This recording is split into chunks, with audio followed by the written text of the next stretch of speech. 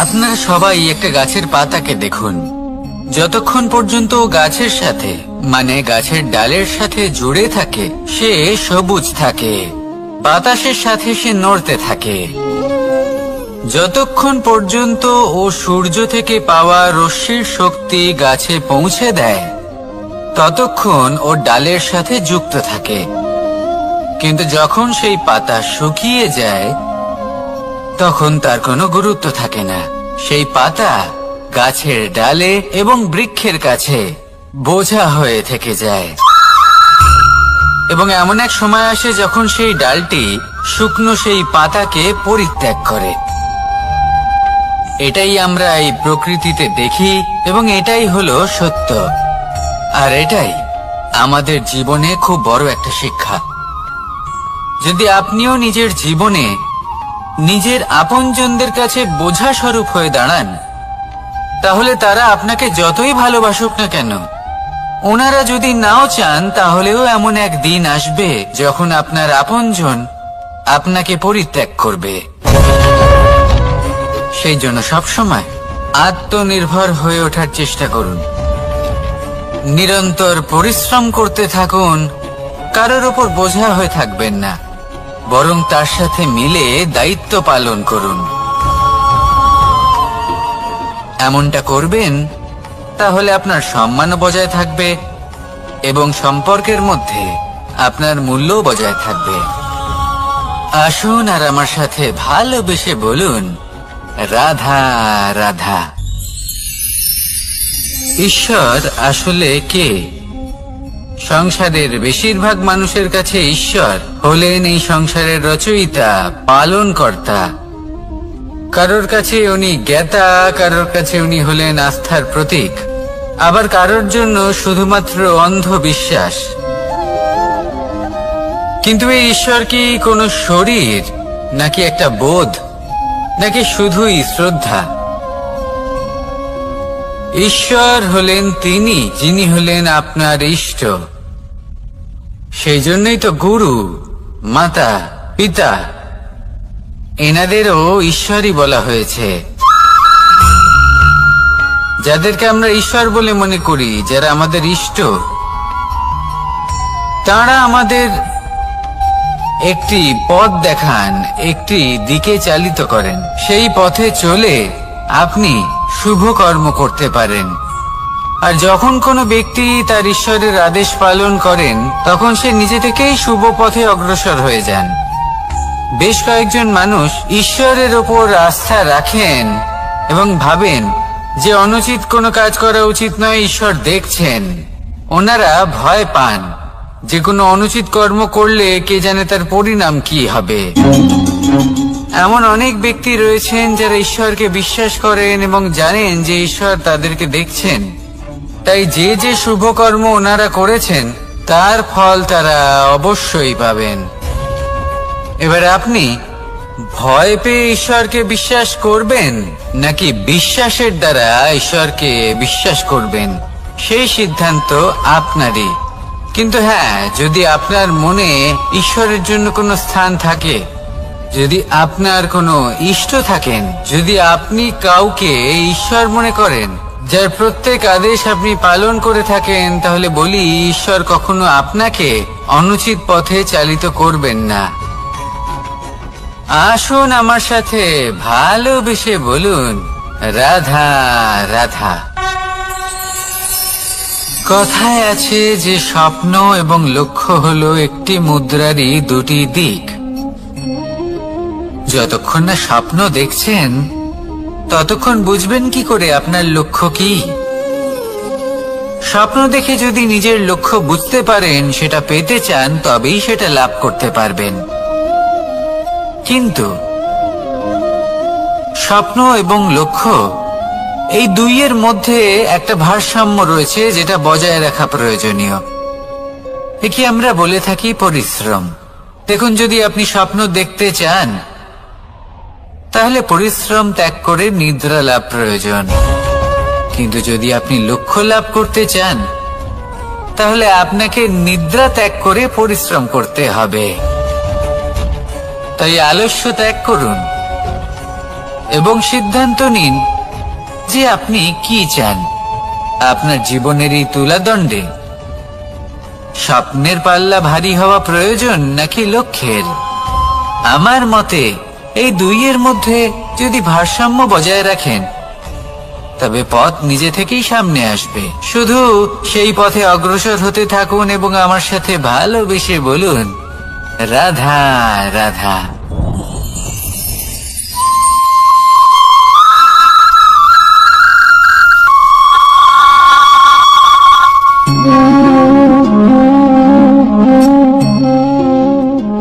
মোহনের বাঁশির এই সুর, এই সঙ্গীত কার না পছন্দ হয়? সবারই খুব ভালো লাগে। এবার এই সুর আসে কোথা থেকে? কেউ বলবেন কৃষ্ণের হৃদয় থেকে। সত্য কথা, এই সুর হৃদয় থেকে নির্গত হয় এবং প্রকট হয় এই বাঁশি থেকে। এই বাঁশিটাকে দেখুন, এই ছিদ্রগুলি দেখুন। প্রত্যেকটা সুর থেকে নিজস্ব একটা স্বর নির্গত হয়। এবার যে ব্যক্তি এই সমস্ত সুর এবং স্বর বুঝতে পারেন, এতে নিপুণ, তিনি এই বাঁশির দ্বারা যে সুর নির্গত করবেন তা তো মধুর অবশ্যই হবে। এবার জীবনের সাথেও কিছুটা এরকমই ঘটে। জীবনের কিছু নীতি থাকে, অর্থ, কুটুম্ব এবং আধ্যাত্মিক। যদি জীবনের প্রত্যেকটা মুহূর্ত সুখময় হয় এরকম আপনি চান, তাহলে এই তিনটি নীতিতে আপনাকে নিপুণ হতে হবে। কোনো একটি বিশেষ নীতির প্রতি যদি আপনি বেশি ঝুঁকে পড়েন, তাহলে বাকি দুই নীতি থেকে যা সুখ লাভ করা সম্ভব তা পারবেন না। ধন অর্জন করতে হবে পরিবারের জন্য, পরিবারের সুখ মনের শান্তির জন্য। মনে শান্তির প্রয়োজন মনের শুদ্ধতার জন্য। যখন এই মন শুদ্ধ হবে, জীবন শুদ্ধ হবে, পবিত্র হবে, সুন্দর হবে এবং ভালোবেসে বলবে, রাধা রাধা। আমি রথে যাত্রা করি, তাতে বারবার পথে থামি আর দেখি যে আমি অনুচিত দিকে যাচ্ছি না তো, আমি উচিত পথেই যাচ্ছি তো। কারণটা কি? কারণ হলো যাতে আমি পথভ্রষ্ট না হয়ে যাই। জীবনযাত্রাতেও এটাই প্রয়োজন। জীবনযাত্রায় ভোগ বিলাসের পথে হারিয়ে যাওয়া খুব সহজ। বারবার থেমে আপনাকে দেখতে হবে, নিজেকে কিছু প্রশ্ন করতে হবে। আমি কি আজ সেই কর্মই করছি যেটা আমি করতে চেয়েছিলাম? আমি কি আজ সেই জীবন যাপন করছি যেমন আমি যাপন করতে চেয়েছিলাম? যদি এই প্রশ্নগুলোর উত্তর হ্যাঁ হয়, তাহলে এগোতে থাকুন, নয়তো থেমে যান এবং বিচরণ করুন। মনে রাখবেন, এই সংসার অত্যন্ত জটিল আর এতে হারিয়ে যাওয়া অত্যন্ত সরল। সেই জন্য নিজে থেকে বারবার থামা এবং জীবন চিন্তন করা অত্যন্ত আবশ্যক। তাহলে সেটাই করুন আর আমার সাথে ভালোবেসে বলুন, রাধা রাধা। এই সংসারে যখনই দুজন মানুষ একত্রিত হয়ে কোনো সমস্যার বিষয়ে আলোচনা করেন, তখন হয় সবার শেষে কোনো না কোনো সমাধান বের করেন বা কোনো না কোনো বিবাদ করেন। এই বিবাদ হলো মনুষ্য জীবনের সবথেকে বড় ঝামেলা, সবথেকে বড় সমস্যা। ভেবে দেখুন, এই বিবাদ কেন হয়? তখনই হয় যখন বার্তালাপ ঠিকমতো হয় না। আর বার্তালাপ ঠিকমতো কেন হয় না? কারণ বেশিরভাগ সময় মানুষ একটাই ভুল করে বসে। সামনের মানুষের কথা শোনেন, কিন্তু তার উত্তর দেবার জন্য, তার কথার মর্ম বোঝার জন্য নয়। কিন্তু যেদিন থেকে, যে মুহূর্ত থেকে আপনি এটা শিখতে শুরু করে দেবেন যে আমি অপরের কথা শুনবো, কিন্তু সেটা বোঝার জন্য, তাকে উল্টে জবাব দেবার জন্য নয়। সেদিন থেকেই বিবাদের সমাপ্তি ঘটবে আর বার্তালাপ স্পষ্ট হয়ে যাবে। দেখুন, হয় সামনের মানুষের কথা বুঝতে শিখুন, বা নিজের বক্তব্য ভালোভাবে সামনের মানুষটাকে বুঝিয়ে বলুন। বার্তালাপ নাকি বিবাদ, আপনি কোনটা চান? সিদ্ধান্ত আপনার। আসুন আর আমার সাথে ভালোবেসে বলুন, রাধা রাধা। কাম, তৃতীয় পুরুষার্থ। এবার অধিকাংশ মানুষই কাম বলতে বিলাসিতা, বাসনা, লালসা মনে করে ফেলে। আসলে এমন কিছুই নয়। কামের বাস্তবিক অর্থ কি? কামের বাস্তবিক অর্থ হলো কামনা। প্রতিটা ব্যক্তি, প্রতিটা মানুষ, প্রতিটা জীব এই সংসারে কোনো না কোনো বিশেষ কারণে আসে। সেই কারণকে পূর্ণ করার জন্য কর্ম করাকে কাম বলে। এখন সেটা সবার জন্য ভিন্ন হতে পারে। কারোর কাছে সেটা জ্ঞান অর্জন করা হতে পারে, আবার কারোর কাছে নির্মাণ করা হতে পারে। কারোর জন্য পরিবারকে সঞ্চালন করা হতে পারে, আবার কারোর জন্য এই সংসার থেকে পাপ দূর করা হতে পারে। কিন্তু সবথেকে গুরুত্বপূর্ণ হলো যে মানুষ যেন নিজের কর্ম ঠিক করে করে, সম্পূর্ণ যত্ন নিয়ে করে। তৃতীয় পুরুষার্থ মানে এই কাম। এটার অনুচিত অর্থ নিজেকে বোঝানো মানেই সমগ্র জীবনকে অর্থহীন করে দেওয়া। তাই প্রেম দ্বারা আপনার এই সংসারে আসার কারণটাকে অনুসন্ধান করুন, আর এই প্রেমের সাথেই বলুন, রাধা রাধা। প্রেম আড়াই অক্ষর, মাত্র আড়াই অক্ষরের এই শব্দ প্রেম, এর মধ্যে ত্রিলোকের এবং সমগ্র ব্রহ্মাণ্ডের বীজ নিহিত আছে। এমন কি আছে যে এই প্রেম করতে পারে না? যেখানে শক্তি এবং বিদ্যা প্রয়োগ করে আপনি কিছুই করতে পারবেন না, সেটাও প্রেম দ্বারা অর্জন করা সম্ভব। প্রেম চাইলে পাথরেও ফুল ফোটাতে পারে। প্রেম চাইলে ন্যাড়া পাহাড়ের বুক চিরে নদীপথ তৈরি করতে পারে। চাইলে নিরক্ষর ব্যক্তিকে সংসারের শ্রেষ্ঠ জ্ঞানী করে তুলতে পারে। শুধুমাত্র এই প্রেমের জন্য সবার দুষ্টু কানাই ঘনশ্যাম হয়ে উঠেছিল। শুধুমাত্র এই প্রেমের টানেই ত্রিলোকের স্বামী দ্বারকাধীশ নির্ধন সুদামার পদসেবাও করেছিলেন। এই প্রেম হলো সংসারের সবথেকে বড় শক্তি। এই সংসারের আধার হলো প্রেম। এমন কিচ্ছু নেই যা এই প্রেমের পক্ষে সম্ভব নয়। যেখানে বিদ্যা এবং শক্তি সাহায্য করতে পারে না, সেখানে এই প্রেম আপনাকে জয়ী করে দিতে পারে। তাহলে আসুন আর আমার সাথে ভালোবেসে বলুন, রাধা রাধা। আমরা যখনই কোনো যাত্রায় যাব বলে মনে করি, তখনই আমরা প্রস্তুত থাকি আসন্ন বিপদের জন্য বা সংকটের জন্য। যেমন যদি আমাদের মনে হয় যে আজকের পরিবেশ খুব ঠান্ডা হবে, তাহলে আমরা গরম বস্ত্র ধারণ করি বা সেটাকে সাথে নিয়ে যাই। যদি মনে হয় যে বৃষ্টি হতে পারে বা বৃষ্টি হয়ে চলেছে, আমরা দেখছি, তাহলে আমরা একটা ছাতা সাথে নিয়ে নিই। আমরা প্রস্তুত থাকতে চাই এবং এটাই উচিত, এবং সেই কারণেই আমরা যাত্রায় সাফল্য লাভ করি। কিন্তু যদি আমরা কথা বলি জীবনযাত্রা নিয়ে, যা কিনা সব থেকে বেশি গুরুত্বপূর্ণ, তাহলে তার জন্য আমরা পূর্ণরূপে প্রস্তুত থাকি না। আশেপাশের মানুষ, এই সমাজ, আমাদের সাথী, আমাদের মিত্ররা যে কোনো মুহূর্তে বদলে যেতে পারেন। সেই জন্য আমরা নিজেদেরকে কখনো সাবধান করি না, কখনোই নিজেদের প্রস্তুত করি না। আমাদের এটা কখনোই মনে হয় না যে এরকম হতে পারে, আর সেই কারণেই শেষে গিয়ে আমরা অত্যন্ত দুঃখ পাই। একটা অমূল্য শিক্ষা আছে যেটা আমাদের লাভ করা উচিত। সতর্ক থাকা উচিত। এই জীবনযাত্রার জন্য শুধুমাত্র এই পরিবেশের বিষয়ে তথ্য সংগ্রহ করা বা তাকে অনুমান করা এটুকু হলেই চলবে না।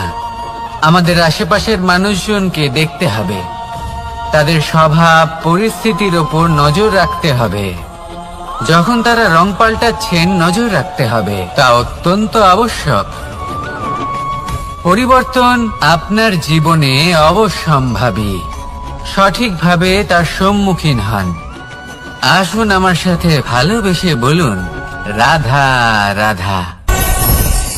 আপনি এটা শুনে থাকবেন যে ছোট্ট একটা বালক, সে ঈশ্বরের প্রতিরূপ হয়।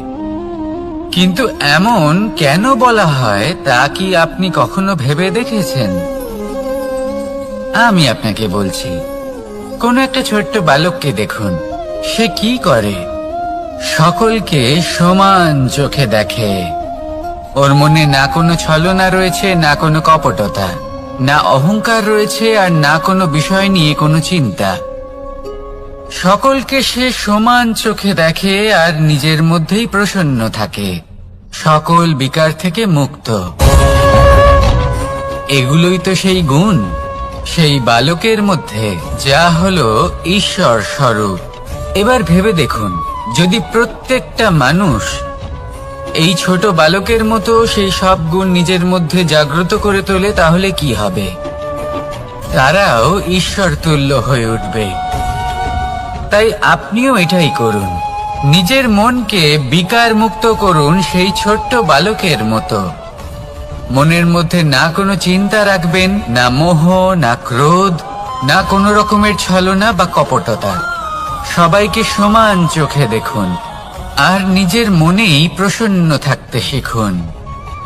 এই মন প্রেমময় হয়ে বলবে, রাধা রাধা। কেউ আমাকে মাখন চোর বলেন, কেউ বা আমাকে মুরলী মনোহর বলেন, কেউ আমাকে যুদ্ধ বিমুখ বলেন, কেউ বা আমাকে সুদর্শনধারী বলেন, কিন্তু আমি আসলে কে? আসুন, আজ আমি আপনাকে আমার আসল পরিচয় জানাবো। বাড়িতে সুস্বাদু মাখন থাকা সত্ত্বেও গোপীদের কাছে সুমধুর ভালোবাসাপূর্ণ বকুনি খাওয়া যে ভালোবাসে, সেই হলো কৃষ্ণ। আঙুলে সুদর্শন চক্র থাকা সত্ত্বেও যে রথের লাগাম ধরে থাকবে সেই সিদ্ধান্ত নিয়েছে, সেই হলো কৃষ্ণ। দ্বারকার মতো অনন্য রাজমহল থাকা সত্ত্বেও সুদামার মতো সখা যার অত্যন্ত প্রিয়, সেই হলো কৃষ্ণ। যদি আপনার মনে প্রেম থাকে, আপনি প্রেম বিতরণ করেন, সবাইকে ভালোবাসেন এবং ভালোবাসা রক্ষার খাতিরে শস্ত্র হাতে নিতেও আপনি সক্ষম থাকেন, তাহলে আপনি হলেন কৃষ্ণ। আসুন আমার সাথে ভালোবেসে বলুন, রাধা রাধা।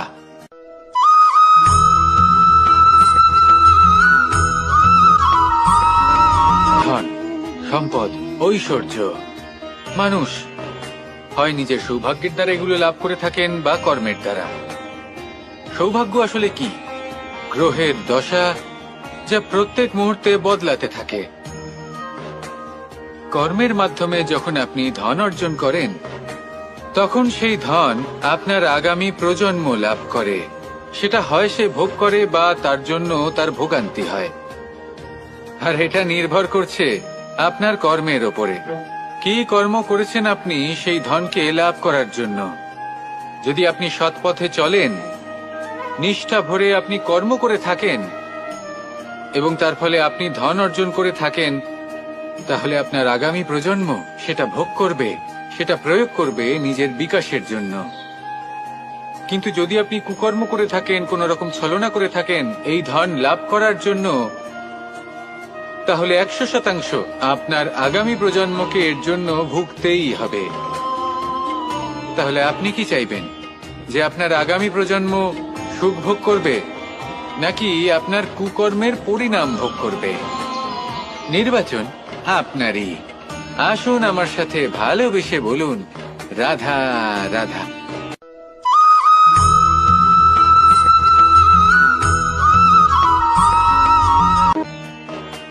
এমন অনেক মানুষ আছেন যারা আমাকে ভগবানের পরিভাষা জানতে চান, যে ভগবান আসলে কি, তিনি কেমন।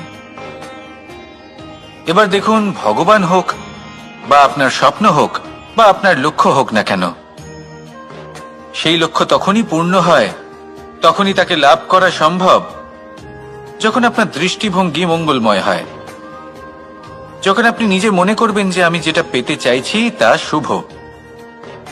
উদাহরণস্বরূপ, কোনো পাখিকে দেখুন, সে গাছের ডালে বসে এবং সেখানেই বিশ্রাম করে, কিন্তু পড়ে না। কেন? কারণ ওর বিশ্বাস যে যে শাখার উপরে ও বসে আছে সেটাই হলো ওর বাসস্থান। যদি আপনি বিশ্বাস করেন তাহলে আপনি পাথরের মধ্যেও ভগবান দর্শন করতে পারবেন, আর যদি বিশ্বাস না থাকে তাহলে যদি ভগবান সামনে দাঁড়িয়েও থাকে তবেও আপনার বিশ্বাস হবে না। তাই বিশ্বাস করতে শিখুন। এই বিশ্বাসের আধারেই আপনি সেই সব কিছু পাবেন যা আপনি পেতে চাইছেন। আসুন আমার সাথে ভালোবেসে বলুন, রাধা রাধা।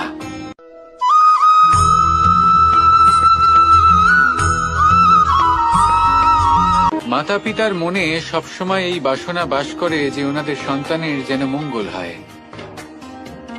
নিজের সন্তানকে সেই সবকিছু দেবার সবসময় চেষ্টা করতে থাকেন যেগুলো তারা নিজেরা নিজেদের জীবনে কখনো পেতে পারেননি, এবং এই প্রক্রিয়ায় সব থেকে গুরুত্বপূর্ণ বিষয়টি ভুলে যান, নিজের সন্তানকে সেই জিনিস দেওয়া যেটা উনি সব থেকে আগে পেয়েছেন। আমি ধনের কথা বলছি না, আমি বলতে চাইছি নিজের অভিজ্ঞতা দ্বারা ওনারা যে মানসিক স্থিতি লাভ করেছেন, ওনারা যে মর্যাদা লাভ করেছেন, যে শিক্ষা ওনারা লাভ করেছেন, সবার আগে নিজের সন্তানকে সেটা দেওয়া প্রয়োজন। সেটা যদি নিজের সন্তানকে দিতে পারেন তাহলে এই সন্তান জীবনে তার পথে এগোতেও পারবে, ধন অর্জনও করতে পারবে এবং শক্তিশালী অনুভবও করতে পারবে। সেই জন্য সন্তানকে সবার আগে সেটা দান করুন যেটা সব থেকে বেশি মূল্যবান। সেটা দিন যেটা আপনি সবার আগে লাভ করেছেন। আসুন আমার সাথে ভালোবেসে বলুন, রাধা রাধা। কখনো কখনো আমরা খুব ব্যথিত হয়ে পড়ি। আমরা নিজেদের পরিবারের জন্য এত কিছু করি আর তারা আমাদের দেখলেই ভয়ভীত হয়ে পড়ে, আমাদের দেখলে বিরক্ত হয়।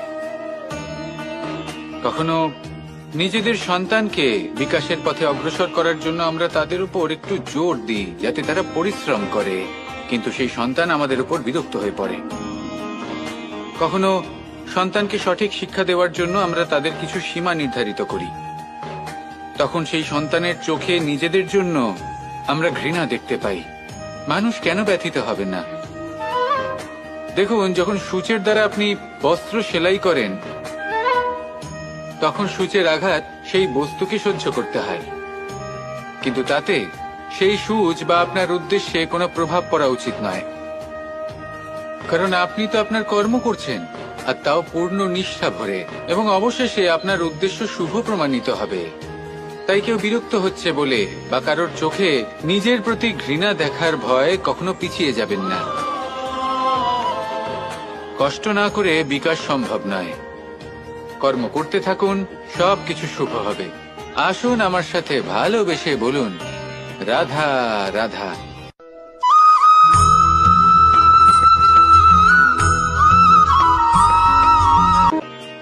জল হলো জীবনের আধার। যদি জল না থাকে এই সংসারের জীবনের কোনো অস্তিত্ব নেই। এই জল হলো শুদ্ধ, পবিত্র। কিন্তু যখন এই জল পরিবেশের সংস্পর্শে আসে তখন ধুলো, ময়লা, কাদা এবং অন্যান্য বস্তু দ্বারা এই জল পূর্ণরূপে দূষিত হয়ে যায়। এবার যদি এই জলের শুদ্ধিকরণ করতে হয় তাহলে আমরা এই জলকে অস্থির হতে দিই না, তাকে স্থিরভাবে রেখে দিই।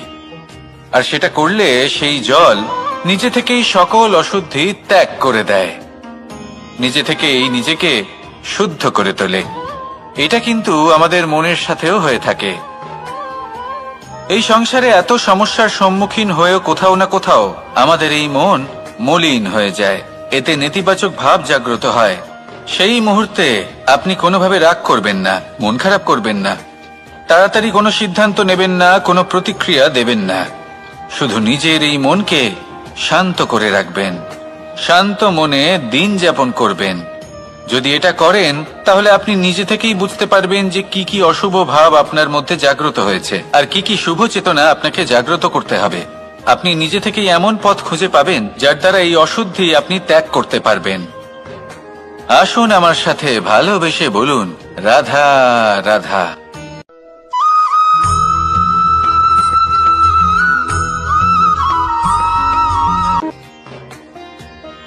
প্রেমের পরিভাষা আসলে কি? ভিন্ন ভিন্ন ধরনের ব্যক্তি, ভিন্ন ভিন্ন ধরনের প্রেমী, আলোচক বিভিন্ন ধরনের পরিভাষা প্রদান করেন এই প্রেম নিয়ে। কিন্তু প্রত্যেকের মনেই কখনো কখনো এই প্রশ্ন এসেছে, এই ভালোবাসা আসলে কি? নিজের প্রিয়তমকে জয় করাই কি প্রেম? চার হাত এক হয়ে যাবার নামই কি প্রেম? নিজের আবেগ ব্যক্ত করাই কি ভালোবাসা? না, প্রেমের অর্থ কাউকে লাভ করা নয়, বরং তার মাঝে বিলীন হয়ে যাওয়া। যদি কারোর হাত ধরে থাকি তাহলে আজীবন তার সাথে পথ চলা হলো প্রেম। প্রেম শুধুমাত্র সেটা নয় যা প্রেমী আর প্রেমিকার কেশদামে মালা বেঁধে দেয়। মাতা পিতার জন্য দিনরাত পরিশ্রম করা, নিজের পরিবারের জন্য দিনরাত পরিশ্রম করা, সেটাও প্রেম। নিজের বন্ধুদের জন্য, আপনজনের জন্য সবকিছু উজাড় করে দেওয়ার নাম হলো ভালোবাসা। নিজের মাতৃভূমির জন্য সাহসের সাথে লড়াই করা এবং আনন্দে নিজের জীবন ত্যাগ করে দেওয়াও কিন্তু প্রেমের নামান্তর।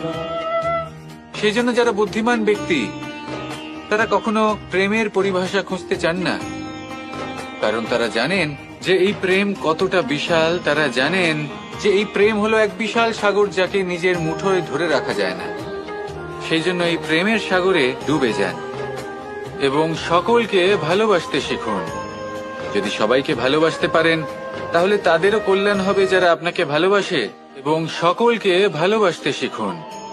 যদি সবাইকে ভালোবাসতে পারেন তাহলে তাদেরও কল্যাণ হবে যারা আপনাকে ভালোবাসে, তাদেরও কল্যাণ হবে যাদেরকে আপনি ভালোবাসেন, আর আপনারও কল্যাণ হবে। আর তখন এই মন ভালোবেসে বলবে, রাধা রাধা।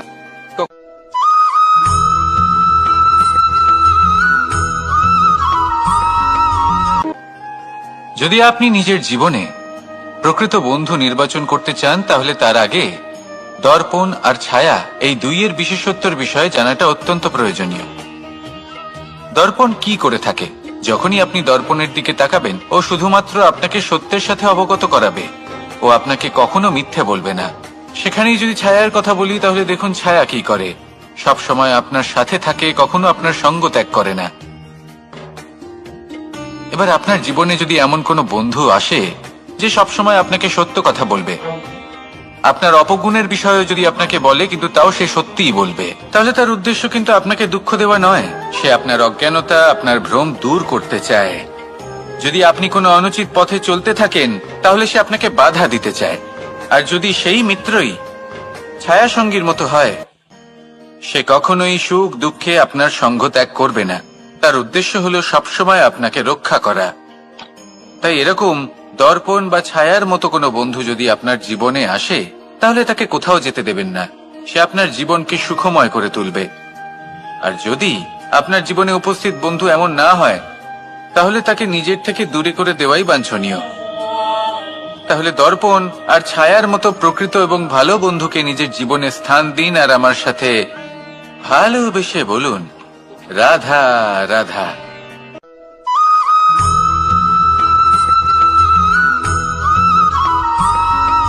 কখনো এই প্রশ্ন আসতে পারে যে ইমারত কেন নির্মাণ করা হয়, কেন উৎসব পালন করা হয়, কেন মানুষ নিজেদের জন্মদিন পালন করেন, কেন দোল, বিজয়া দশমী, রাখি, দীপাবলির মতো উৎসব পালন করা হয়? যদি এগুলো পালন না করা হয় তাতে কি যায় আসে? যদি এই দোল উৎসব পালন না করা হয় তাহলে কি এই সংসার ভুলে যাবে যে নারায়ণের প্রতি ভক্তির কারণে ভক্ত প্রহ্লাদকে অগ্নি স্পর্শ করতে পারেনি? যদি বিজয়া দশমী পালন না করা হয় তাহলে কি এই সংসার ভুলে যাবে যে এই দিনে শ্রীরাম রাবণকে বধ করেছিলেন?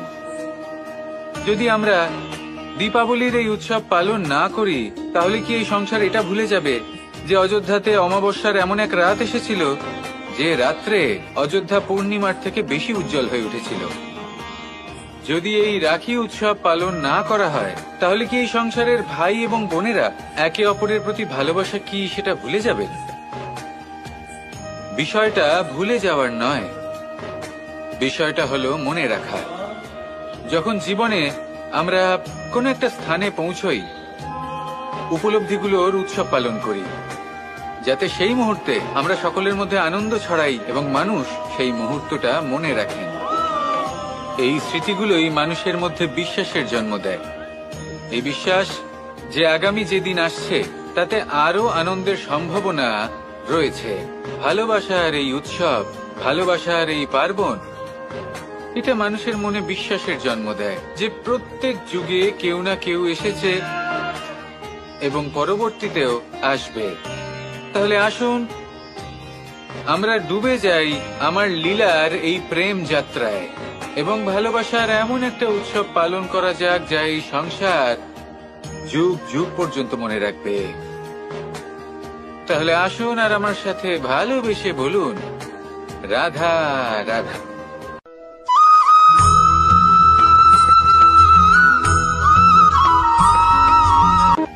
আমাদের এই জীবন, তাতে এই যে সময় চক্র, তা তিনটি ভাগে বিভক্ত। এক হলো অতীতকাল, ফেলে আসা অতীত, তারপরে আসে বর্তমান, এখনকার এই মুহূর্ত, আর তারপর আসে আগামীকাল অর্থাৎ ভবিষ্যৎ। এবার এখানে সবথেকে গুরুত্বপূর্ণ হলো অতীতকাল, ভবিষ্যৎকাল, ফেলে আসা অতীত এবং আগামী সময়। কেন? কারণ এই দুইয়ের উপর নির্ভর করছে যে আপনি বর্তমানে কি করতে চলেছেন। শুধু প্রয়োজন হলো সঠিক দৃষ্টিভঙ্গির।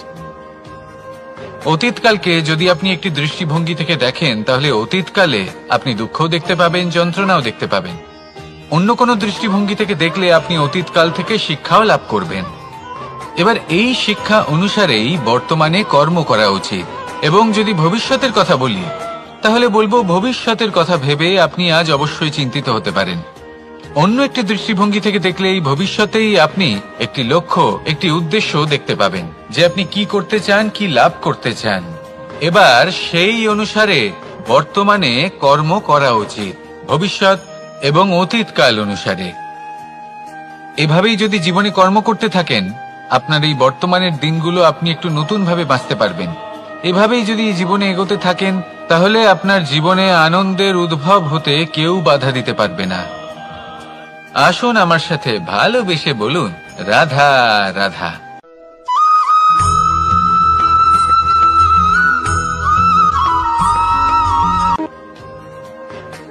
সমুদ্র মন্থনের সময় দুই ধরনের রত্ন লাভ করা হয়েছিল। প্রথম হলাহল, যার প্রভাব থেকে এই সমস্ত সংসারের জীবের প্রাণ বাঁচানোর জন্য মহাদেব তাকে নিজের কণ্ঠে ধারণ করে নিয়েছিলেন। আর দ্বিতীয় অমৃত, যেটা কিঞ্চিত পরিমাণ মাত্রায় পাওয়া গেছিল। কখনো কখনো জীবনে এমন কোন বস্তু যা আপনি প্রয়োজনের থেকেও অনেক বেশি মাত্রায় ভোগের জন্য লাভ করে থাকেন, তা আপনার জন্য বিষ প্রমাণিত হতে পারে। যেমন জল, প্রয়োজনের থেকে অনেক বেশি মাত্রায় যদি এই জল আসে তাহলে আপনার প্রাণ কাটতে পারে।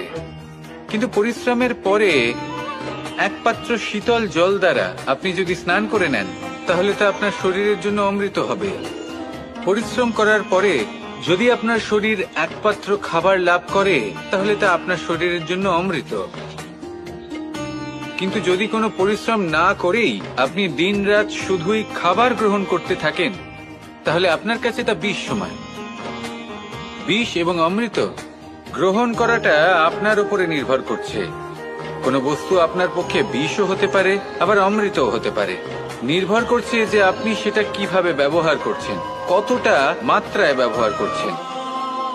আসুন আমার সাথে ভালোবেসে বলুন, রাধা রাধা।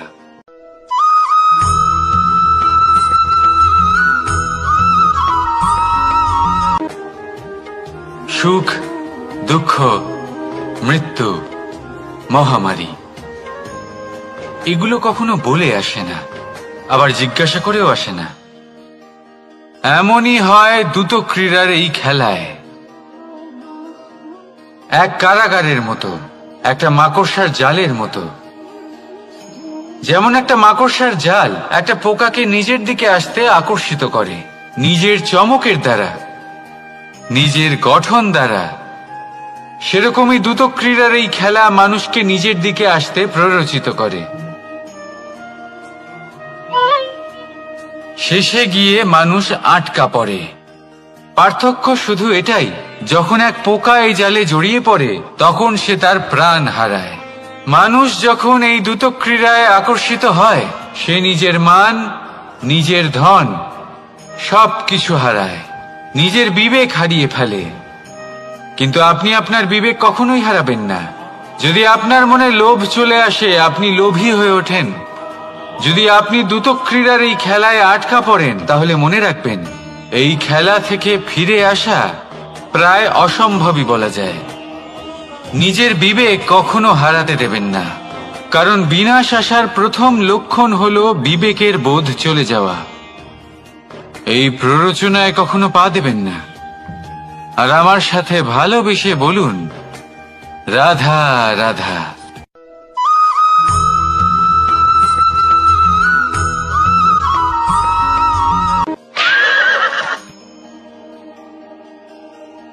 প্রেম 2.5 অক্ষর, মাত্র 2.5 অক্ষরের এই শব্দ প্রেম, এর মধ্যে ত্রিলোকের এবং সমগ্র ব্রহ্মাণ্ডের বীজ নিহিত আছে। এমন কি আছে যা এই প্রেম করতে পারে না? যেখানে শক্তি এবং বিদ্যা প্রয়োগ করে আপনি কিছুই করতে পারবেন না, সেটাও প্রেম দ্বারা অর্জন করা সম্ভব। প্রেম চাইলে পাথরেও ফুল ফোটাতে পারে। প্রেম চাইলে ন্যাড়া পাহাড়ের বুক চিরে নদীপথ তৈরি করতে পারে। চাইলে নিরক্ষর ব্যক্তিকে সংসারের শ্রেষ্ঠ জ্ঞানী করে তুলতে পারে। শুধুমাত্র এই প্রেমের জন্য সবার দুষ্টু কানাই ঘনশ্যাম হয়ে উঠেছিল।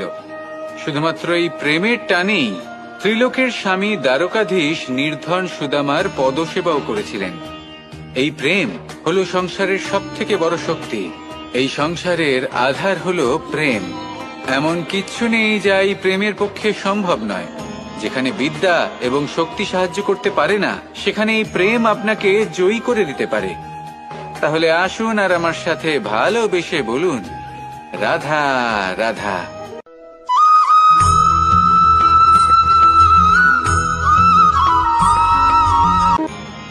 বরদান এবং অভিশাপ, এই দুই হলো একই মুদ্রার দুটি পিঠ। এই বরদান আমরা অনেক কারণে পেতে পারি। কখনো নিজের পরিশ্রমের কারণে, কখনো নিজের তপস্যার কারণে, কখনো আমাদের পূর্বপুরুষদের কর্ম ও তপস্যার কারণে। কিন্তু এই বরদান কতক্ষণ বরদান থাকবে তা আমরা নিশ্চিত করতে পারি না। তা সুনিশ্চিত করে শুধুমাত্র আমাদের কর্ম। যদি আপনাকে উদাহরণ দিই, আপনি রেশমের কীট দেখেছেন? ও বরদান পেয়েছে যে ও নিজের সুরক্ষার জন্য খোলস বানাতে পারে। এবারও তাতে এত মত্ত হয়ে যায় যে এমন এক আবরণ বানিয়ে ফেলে যাতে সে নিজেই আবদ্ধ হয়ে চাপা পড়ে মরে যায়। এটার তাৎপর্য কি? তাৎপর্য খুবই সরল। গর্ব করা খুবই ভালো, কিন্তু অহংকার করা কখনোই উচিত নয়। যদি অহংকার মনের মধ্যে প্রবেশ করে, তাহলে এই বরদান অভিশাপে পরিণত হতে সময় লাগে না। আর যদি কর্মশ্রেষ্ঠ হয়, তাহলে অভিশাপ বরদানে পরিণত হয়। তাহলে আসুন শ্রেষ্ঠ কর্ম করুন আর আমার সাথে ভালোবেসে বলুন, রাধা রাধা।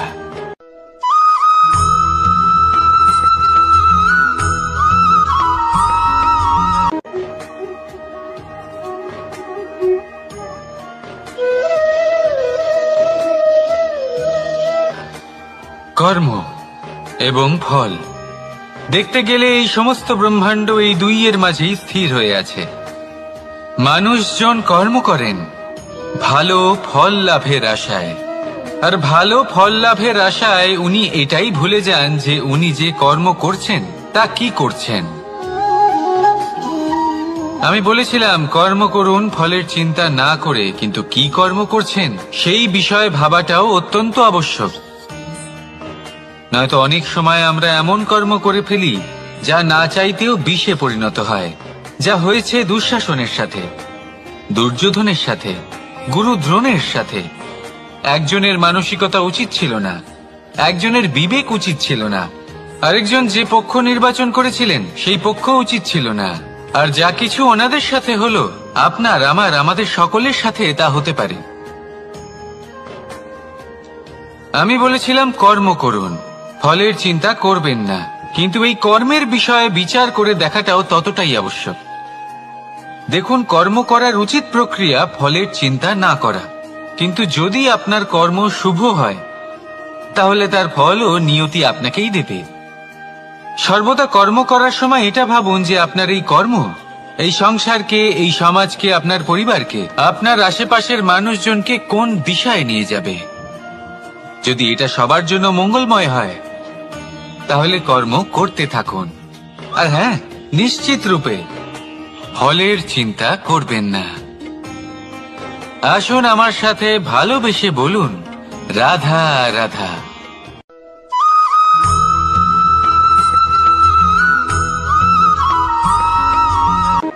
শব্দই হলো শূন্য, শব্দই হলো আরম্ভ, শব্দই হলো অন্ত, শব্দই হলো অমর, শব্দই হলো ব্রহ্ম।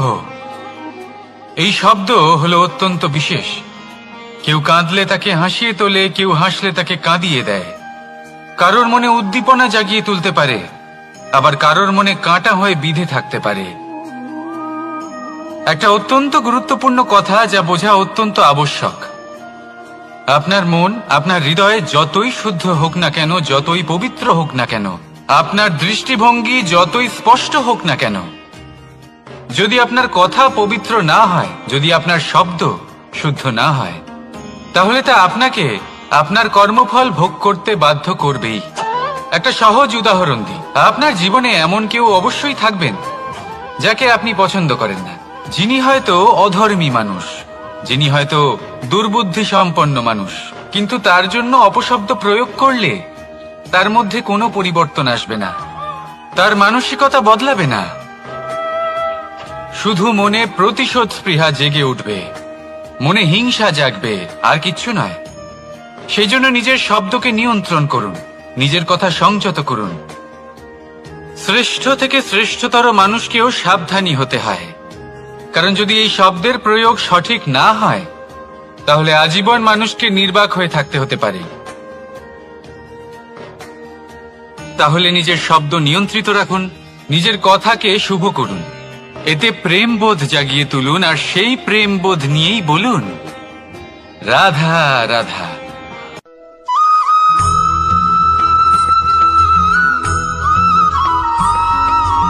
বটবৃক্ষের বীজ সর্ষের দানার থেকেও ছোট হয়, কিন্তু যখন তা নিজের রূপ ধারণ করে তখন তা বিশাল বৃক্ষের আকার ধারণ করে, যা সহস্র বছর ধরে বেঁচে থাকে, ছায়া প্রদান করে, পাখিদের আশ্রয় প্রদান করে, আর দেয় পথচারীদের বিশ্রাম করার স্থান। কেন?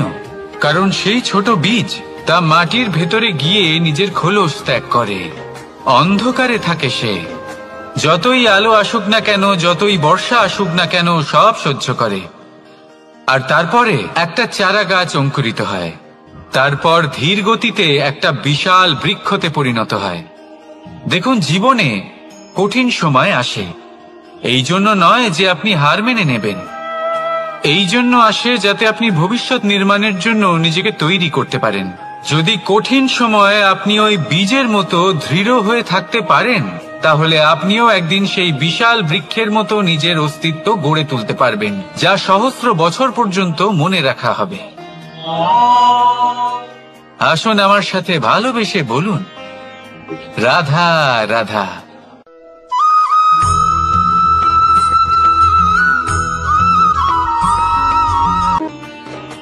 ভগবান আর ভক্ত যখন এক আকার হয়ে যায়, যখন ভক্ত তার ভগবানের প্রতি এবং নিজের জীবনের উদ্দেশ্যের প্রতি সম্পূর্ণরূপে সমর্পিত হয়, তখন জন্ম নেয় ভক্তি। এই সংসারের সমস্ত আশা হয়তো আপনার সঙ্গ ত্যাগ করে দিতে পারে, তখনও ভক্তি সাথে থাকবে। ভক্ত আর ভগবান যখন এক আকার হয়ে যায়, তাদের মধ্যে কোনো পার্থক্য থাকে না, তারা এক হয়ে যায়, এক ব্যক্তিত্ব, এক অস্তিত্ব। সেই জন্য কখনো জীবনে যে কোনো রূপেই, যে কোনো প্রকারেই যে কোনো ঈশ্বরকে মান্য করুন, মনের মধ্যে শ্রদ্ধা ভাব জাগ্রত করুন, মনে ভক্তি ভাব জাগ্রত করুন। এই সমগ্র সংসারে সব কিছু আপনাকে ছেড়ে চলে গেলেও তখনও এই ভক্তি শুধুমাত্র আপনার উত্থান ঘটাবে। তাই মনে ভক্তি জাগ্রত করুন আর আমার সাথে ভালোবেসে বলুন, রাধা রাধা।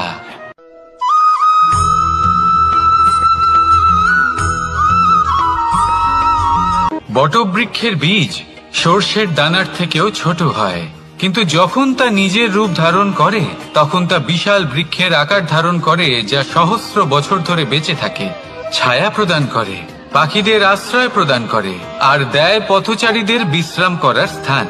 কেন? কারণ সেই ছোট বীজ তা মাটির ভেতরে গিয়ে নিজের খোলস ত্যাগ করে। অন্ধকারে থাকে সে, যতই আলো আসুক না কেন, যতই বর্ষা আসুক না কেন, সব সহ্য করে। আর তারপরে একটা চারা গাছ অঙ্কুরিত হয়, তারপর ধীর গতিতে একটা বিশাল বৃক্ষতে পরিণত হয়। দেখুন, জীবনে কঠিন সময় আসে, এই জন্য নয় যে আপনি হার মেনে নেবেন, এই জন্য আসে যাতে আপনি ভবিষ্যৎ নির্মাণের জন্য নিজেকে তৈরি করতে পারেন। যদি কঠিন সময়ে আপনি ওই বীজের মতো দৃঢ় হয়ে থাকতে পারেন, তাহলে আপনিও একদিন সেই বিশাল বৃক্ষের মতো নিজের অস্তিত্ব গড়ে তুলতে পারবেন, যা সহস্র বছর পর্যন্ত মনে রাখা হবে। আসুন আমার সাথে ভালোবেসে বলুন, রাধা রাধা।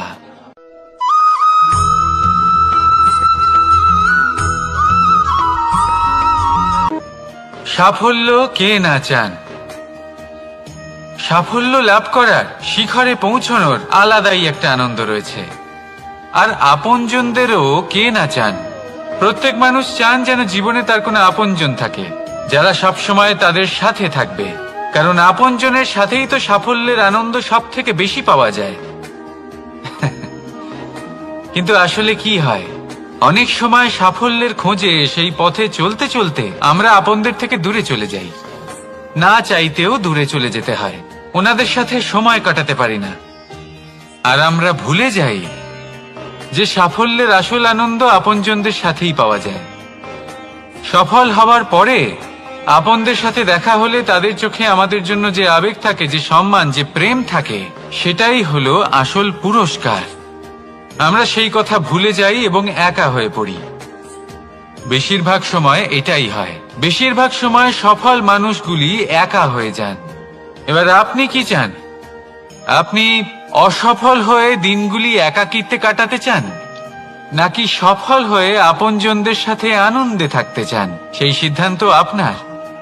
সাফল্যের পেছনে ছুটুন, নিজেকে উজাড় করে দিন, কিন্তু আপনজনদের সঙ্গ ত্যাগ করবেন না। সেই আপনজন যারা আপনার সাফল্যের জন্য দায়ী, সেই আপনজন যিনি আপনার সাফল্যে আনন্দ পান, সুখ লাভ করেন, তাদের কখনো ত্যাগ করবেন না। আসুন আমার সাথে ভালোবেসে বলুন, রাধা রাধা।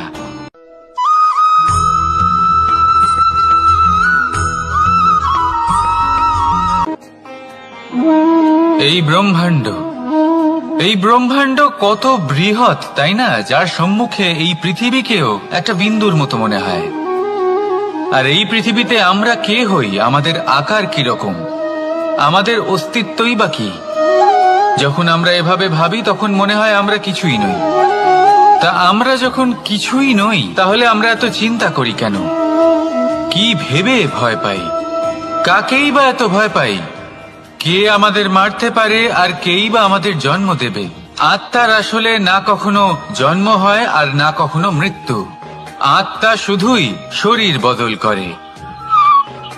আপনি, আমি, আমরা সকলে এই শরীর নয়, আমরা হলাম আত্মা, যা হলো পরম আত্মার পরম অঙ্গ। সেই জন্য মনে রাখবেন, বাইরের কোথাও দেখবেন না, নিজের অন্তরের গভীরে গিয়ে দেখুন, আত্মাকে উপলব্ধি করতে শিখুন। ক্লেশ, ভয়, চিন্তা, এই সব কিছুর থেকে নিজেকে দূরে রাখুন, তাহলেই উপলব্ধি করতে পারবেন পরমাত্মাকে। তাহলে আসুন আমার সাথে ভালোবেসে বলুন, রাধা রাধা।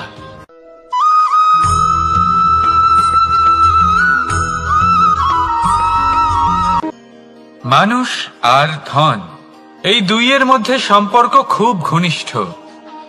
ধন হলো সেই শক্তি যার ব্যবহার মানুষ করে থাকে সাংসারিক বস্তু ক্রয় করার জন্য, নিজের জীবন যাপন করার জন্য। আর মানুষ হলো সেই শক্তি যারা ধনকে গুরুত্বপূর্ণ করে তোলেন। এবার একটা কথা বলি, ব্যবহার করা উচিত ধনকে আর ভালোবাসা উচিত মানুষকে। এটা বেশিরভাগ মানুষই বোঝেন না। মানুষ এখানেই সব থেকে বড় ভুল করে বসেন। তারা ভালোবাসেন ধনকে আর ব্যবহার করেন মানুষকে। এ হলো অনুচিত। দেখুন, আপনি একটা সূচের দ্বারা যুদ্ধ করতে পারবেন না, আর কোনো তলোয়ার দ্বারা বস্ত্র সেলাই করতে পারবেন না, তাই না? কোনটা কিসের জন্য হয় সেটা বোঝা অত্যন্ত জরুরি। আপনিও সঠিক দিকে অগ্রসর হন। মানুষকে ভালোবাসুন আর ধনকে ব্যবহার করুন। যদি আপনি মানুষকে ব্যবহার করেন তাহলে আপনি ভালোবেসে ফেলবেন ধনকে, আর এই ভালোবাসা ধীরে ধীরে পরিণত হবে লোভে, আর ধীরে ধীরে এটা আপনাকে বিনাশ করে দেবে। তাহলে সমস্ত মানুষকে ভালোবাসুন আর এইভাবে ভালোবেসে বলুন, রাধা রাধা।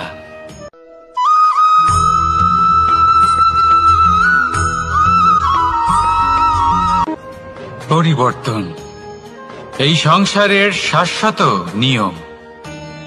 কোন রাজা নেই যিনি চিরকাল রাজা থাকেন, কোন ধনী ব্যক্তি নেই যিনি চিরকাল ধনী থাকবেন। এই সংসারে সূর্যের স্থান নেওয়ার জন্য চন্দ্রিমার আগমন ঘটে। কোন স্থান যাকে পতিত বলা হয়েছিল সেখানে মহল তৈরি হয়েছে। কোন স্থান যাকে আজ মলিন বলা হয়েছে কাল সেখানে মন্দিরও স্থাপন হতে পারে। কোন ঋতু চিরকালের জন্য থাকে না, কখনো সময় চিরকাল একরকম থাকে না। আজ যা আপনার কাছে রয়েছে কাল অন্য কারোর ছিল, আজ যে আপনার কাছে রয়েছে কাল তা অন্য কারোর কাছে চলে যাবে। আপনার সাথে কিছু থাকলে তা হলো আপনার কর্ম, কিন্তু সেই কর্মের পরিণামও আপনার নয়। আপনি শুধু কর্ম করুন, বাকি সবকিছুই পরিবর্তনশীল। কিন্তু সেই পরিবর্তনকে দেখে ভয় পাওয়ার প্রয়োজন নেই, তাকে স্বাগত জানান। যদি আপনি হাসি মুখে সেই পরিবর্তনকে স্বাগত জানান তাহলে এই পরিবর্তনও হাসি মুখে আপনার সাথে থাকবে। আসুন আমার সাথে ভালোবেসে বলুন, রাধা রাধা।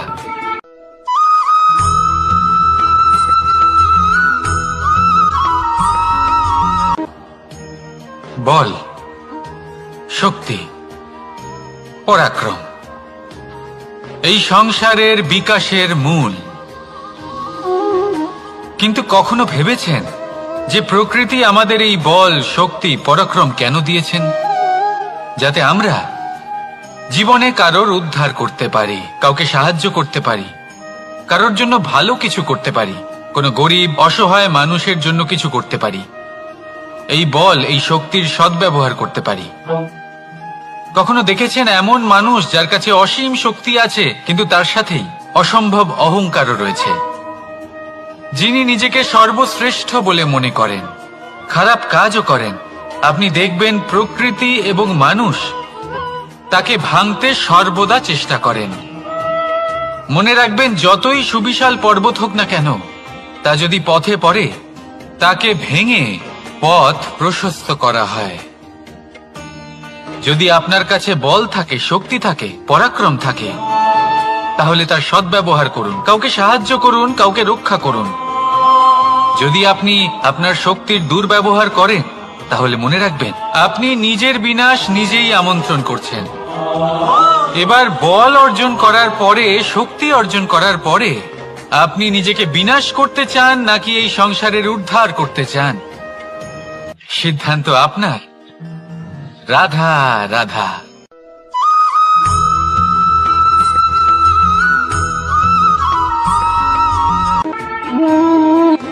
সময়, এই সময় আসলে কি?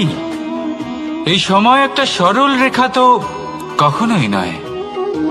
সময় হলো একটা চক্র, যেখানে এর আদি সেখানেই হলো এর অন্ত, আর যেখানে তা শেষ হয় সেখান থেকেই তার শুরু হয়। এই সময় একটা অত্যন্ত বিচিত্র চিন্তা, বিচিত্র ভাবনা, এ একটা বিচিত্র বস্তু যা কেউ বুঝতে পারেন না। এই সময়ের লীলা, এর কোনো প্রমাণ নেই, কোনো জ্ঞান নেই, কোনো পরিমাপ নেই। শুধু এটুকু আমরা জানতে পারি, যেখানে শেষ হবে সেখান থেকে একটা নতুন সূচনাও হবে। যা আজ আপনার কাছে আছে কাল অন্য কারোর কাছে যাবে, তারপরে তার কাছ থেকেও অন্য কারোর কাছে যাবে, তারপরে তার থেকেও ছিনিয়ে নেওয়া হবে। এই নিয়তির একজনের কাছ থেকে অন্যজনের কাছে আদান প্রদানের এই সময় হলো আপনার সময়। এই সময়ের সদ্ব্যবহার করুন, এই সময়কে বাঁচুন। আপনাকে শুধু এটাই সুনিশ্চিত করতে হবে যে আপনি কোন পক্ষে আছেন। আর সত্যি বলতে কি, আপনার জীবনের পরিণাম নির্ভর করে আপনার নির্বাচনের ওপর। আপনি কোন পক্ষ নির্বাচন করছেন। তাহলে মনে রাখবেন, জীবনে সেই পক্ষই নির্বাচন করবেন যা চয়ন করার পরে আপনি সুখ অনুভব করবেন, আপনি সন্তোষ লাভ করবেন, প্রসন্নতা লাভ করবেন। আর আমি এটাই সুনিশ্চিত করব যে এই পক্ষ যেন শান্তির পক্ষ হয়, এই পক্ষই যেন প্রেমের পক্ষ হয়। তাহলে চিন্তা করবেন না, আর আসুন আমার সাথে ভালোবেসে বলুন, রাধা রাধা।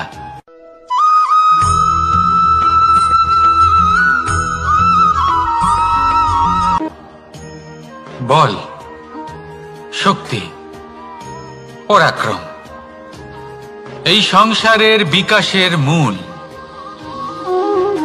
কিন্তু কখনো ভেবেছেন যে প্রকৃতি আমাদের এই বল, শক্তি, পরাক্রম কেন দিয়েছেন? যাতে আমরা জীবনে কারোর উদ্ধার করতে পারি, কাউকে সাহায্য করতে পারি, কারোর জন্য ভালো কিছু করতে পারি, কোনো গরিব অসহায় মানুষের জন্য কিছু করতে পারি। এই বল, এই শক্তির সদ্ব্যবহার করতে পারি। কখনো দেখেছেন এমন মানুষ যার কাছে অসীম শক্তি আছে কিন্তু তার সাথেই অসম্ভব অহংকারও রয়েছে, যিনি নিজেকে সর্বশ্রেষ্ঠ বলে মনে করেন, খারাপ কাজও করেন। আপনি দেখবেন প্রকৃতি এবং মানুষ তাকে ভাঙতে সর্বদা চেষ্টা করেন। মনে রাখবেন, যতই সুবিশাল পর্বত হোক না কেন, তা যদি পথে পড়ে তাকে ভেঙে পথ প্রশস্ত করা হয়। যদি আপনার কাছে বল থাকে, শক্তি থাকে, পরাক্রম থাকে, তাহলে তার সদ্ব্যবহার করুন, কাউকে সাহায্য করুন, কাউকে রক্ষা করুন। যদি আপনি আপনার শক্তির দুর্ব্যবহার করেন, তাহলে মনে রাখবেন আপনি নিজের বিনাশ নিজেই আমন্ত্রণ করছেন। এবার বল অর্জন করার পরে, শক্তি অর্জন করার পরে আপনি নিজেকে বিনাশ করতে চান নাকি এই সংসারের উদ্ধার করতে চান, সিদ্ধান্ত আপনার। রাধা রাধা।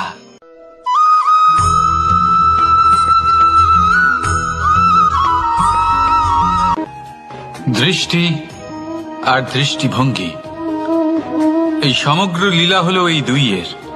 বিচিত্র হতে পারে কিন্তু এটাই সত্যি। এবার আপনাকে একটা উদাহরণ দিয়ে বোঝাই। অনেক সময় আপনি কোনো ব্যক্তিকে এটা বলতে শুনবেন যে আমি আমার নিজের উপরে গর্ব করি, আমি নিজেকে নিয়ে গর্ব করি, আমি খুব ভালোভাবে আমার মা বাবার সেবা করি, ওনাদের আমি সবসময় সুখী রাখি, ওনাদের আমি একটা বাড়ি দিয়েছি, সকল সুখ সুবিধা দিয়েছি, ওনাদের জীবনে প্রত্যেক জিনিস দিয়েছি আর দেব যা তাদের প্রয়োজন। এবার আমাকে বলুন যে আপনি কে হন? আপনি হলেন সেই বীজ যা আপনার মাতা পিতা রোপণ করেছেন। আপনার মা বাবাই আপনাকে এই সংসারে জন্ম দিয়েছেন। এবার এইসব কথার কি তাৎপর্য? এই হলো সেই ব্যক্তির দৃষ্টিভঙ্গি। এবার দেখা যাক এই প্রকৃতি আমাদের কি শেখায়। কখনো কোনো গাছকে দেখবেন, যখন সেই গাছে ফল আসে, সে মালিকে এটা বলে না যে দেখো আমি তোমাকে ফল খেতে দিচ্ছি। সেই বৃক্ষ এটা বলে না যে দেখো আমি তোমায় আহার করতে দিচ্ছি, কারণ ও জানে যে এটা হলো সেই মালির পরিশ্রম, এটা হলো তারই কর্মের ফল আর এটা তারই পাওয়া উচিত।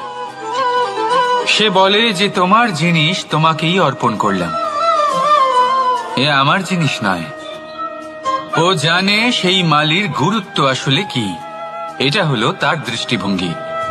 সেই জন্য আপনি জীবনে কোন ব্যক্তির মধ্যে, কোন পশু পাখির মধ্যে, কোন প্রাণীর মধ্যে, কোন পরিস্থিতিতে, কোন আবেগের মুহূর্তে কি দেখতে পাচ্ছেন, সেটা আপনার দৃষ্টিভঙ্গির উপরে নির্ভর করছে।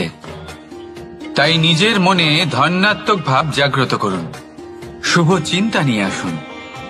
এই ভাবনাই সত্য হয়ে সামনে আসবে। এই দৃষ্টিভঙ্গি এমন হয়ে যাবে যে আপনার জীবনে সবকিছুই শুভ হবে। তাহলে আসুন আর আমার সাথে ভালোবেসে বলুন,